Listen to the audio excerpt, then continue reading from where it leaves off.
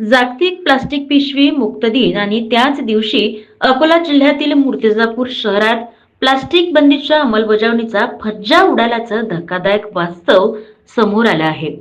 नगर परिषद आणि प्रदूषण नियंत्रण मंडळाने कागदोपत्री बंदी जाहीर केली असली तरीही शहरात मात्र पातळ प्लास्टिक पिशव्यांचा सर्रास वापर सुरू असल्याचे सत्यलढा न्यूजच्या स्टिंग ऑपरेशन मधून उघड झाले आहे. पाहूया हा विशेष रिपोर्ट. राज्यात प्लास्टिक मुक्त महाराष्ट्राचा नारा दिला जात असताना मूर्तिजापूर शहरात मात्र प्लास्टिक बंदीची उघडपणे पायमल्ली होत असल्याचे चित्र दिसत आहे.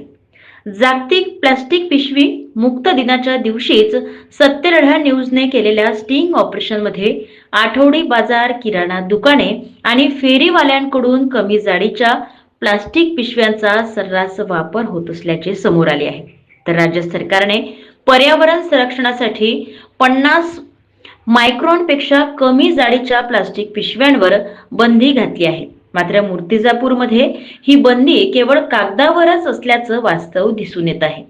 शहरातील अनेक व्यापारी आणि प्लास्टिक विक्रेते खुलेआम बंदी असलेल्या पिशव्यांची विक्री करत आहेत. ग्राहकांनीही याच पिशव्यांमध्ये वस्तू दिल्या जात असल्याने नियमांची उघडपणे पायमल्ली होत आहे. या सर्व प्रकाराकडे नगर परिषद प्रशासन आणि संबंधित यंत्रणाचे दुर्लक्ष होत असल्याचा आरोप नागरिकांकडून केला जात आहे. कारवाईचा अभाव आणि जनजागृतीची कमतरता यामुळे प्लास्टिक बंदीची प्रभावी अंमलबजावणी होत नसल्याचे चित्र आहे. प्लास्टिकमुळे पर्यावरण, जनावरे आणि मानवी आरोग्यावर गंभीर परिणाम होत असतानाही जबाबदार यंत्रणा मात्र निष्क्रिय असल्याचे दिसून येत आहे. आता जागतिक प्लास्टिक पिशवी मुक्त दिनानिमित्त तरी प्रशासन जागे होऊन ठोस कारवाई करणार का, असा सवाल नागरिक उपस्थित करत आहेत.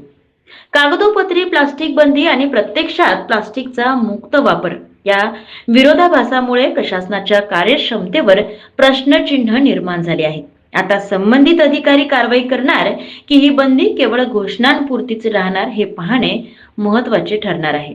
प्रतिनिधी श्याम वाळस्कर, सत्यलढा न्यूज, मूर्तिजापूर.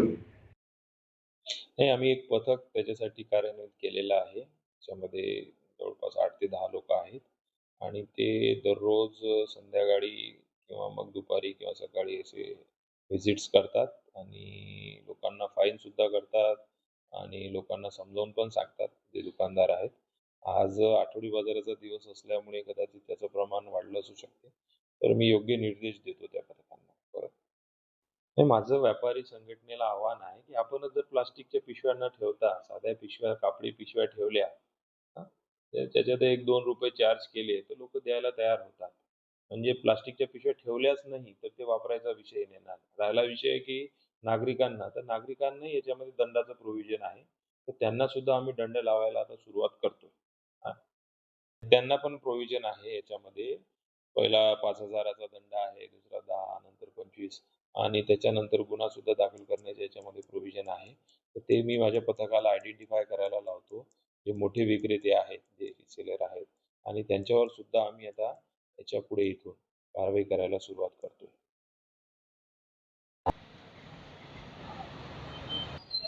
खरं सांगायचं झालं तर कायद्याचा म्हणजे खास करून अनेक कायदे झालेले आहेत प्लास्टिक विरोधी आणि असं असताना देखील आपण पाहतोय की प्लास्टिकचा सर्रासपणे वापर केला जातो.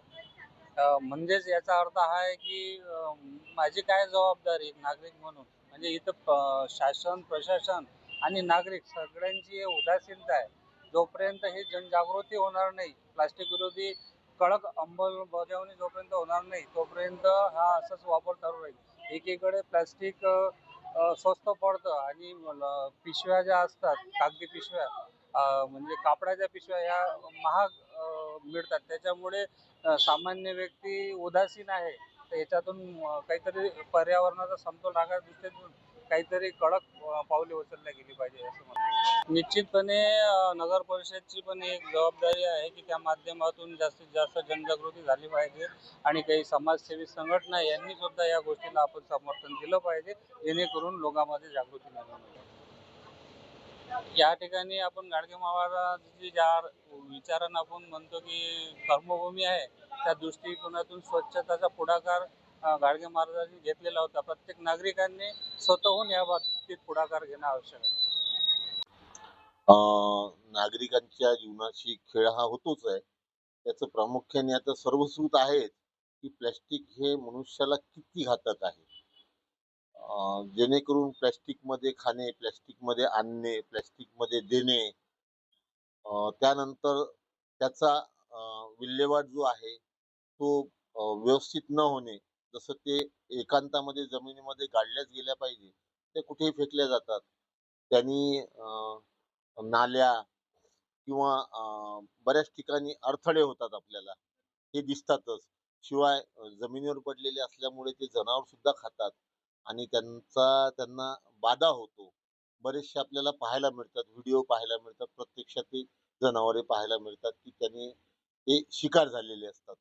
त्याच्यामुळे त्याच्यावर प्रतिबंध हा व्हावाच आणि याच्यामध्ये प्रतिबंध करताना दोघांचे सहकार्य असणे गरजेचं आहे.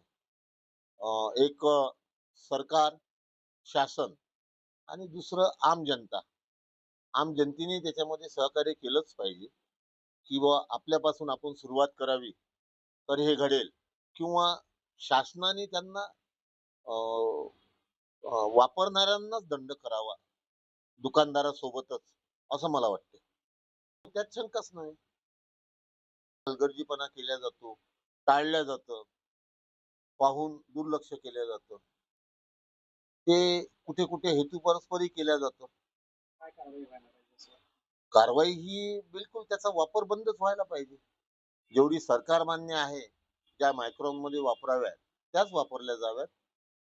अदरवाईज ज्या पातळ आहेत त्या वापरल्याच जाऊ नये, त्याच्यावर कारवाई व्हावी. त्या विकणाऱ्यापासून, देणाऱ्यापासून, वापरणाऱ्यापासून सुद्धा कारवाई व्हावी.